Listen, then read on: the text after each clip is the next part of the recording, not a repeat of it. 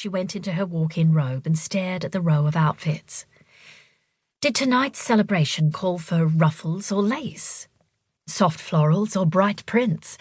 Something flowing or something fitted? A dress or a jumpsuit? Usually Rebecca dressed according to mood.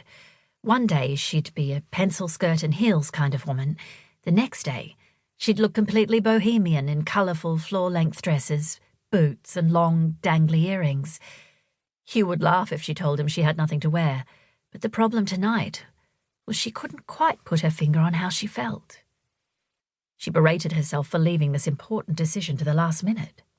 Paige's book launch had been scheduled for months, but then again, until a couple of days ago, Rebecca hadn't known that the launch wouldn't be the only thing they were celebrating.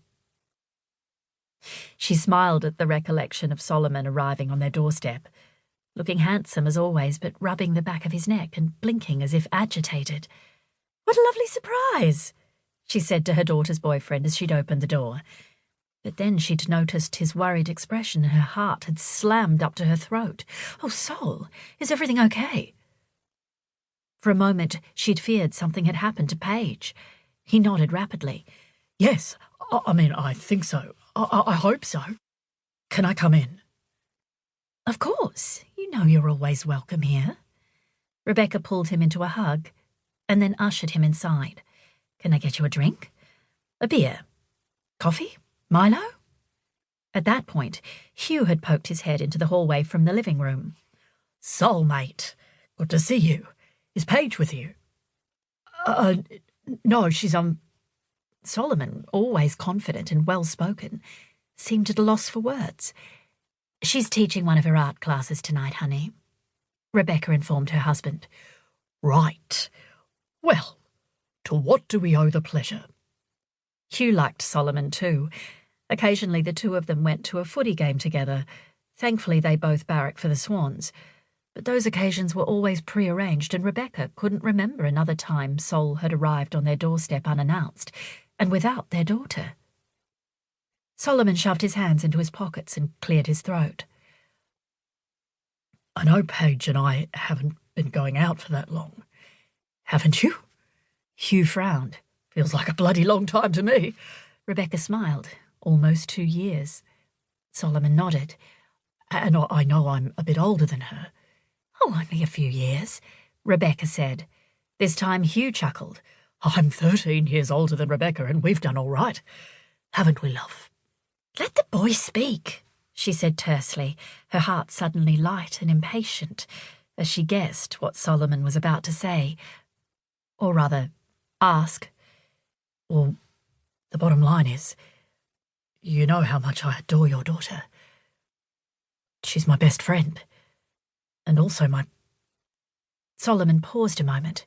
"Well, the absolute best person I know. I want to marry her, and I was hoping you'd give us your blessing." Rebecca had burst into tears, happy ones, and yanked Solomon into another hug. Of course the answer was yes. Not that she believed he needed their permission, but she couldn't help thinking it sweet that he'd come seeking it. Within seconds she felt Hugh wrapping his arms around them both, and when he spoke, she could tell he was all choked up as well. "I didn't think blokes still came to the parents first, but I appreciate you thinking of us, Sol." Solomon let out a relieved chuckle and the three of them disentangled. She might not say yes, but his big grin told them he was positive she would. And Rebecca was confident too. Until Solomon, Paige hadn't had any serious relationships, although there'd been plenty of boys chasing her. She was far more interested in pursuing her art and going in to bat for the disadvantaged. But from the moment Paige met Sol, she was a goner. They were perfect together. Not only did they make a striking couple, but they shared the same values, made each other laugh. And you only had to look at them to see the chemistry between them. Rebecca could always tell when they'd just had sex. It took a good while after for Paige's post-coital glow to diminish, and she felt such satisfaction and contentment that her daughter had a beautiful sex life. She supposed most mothers didn't like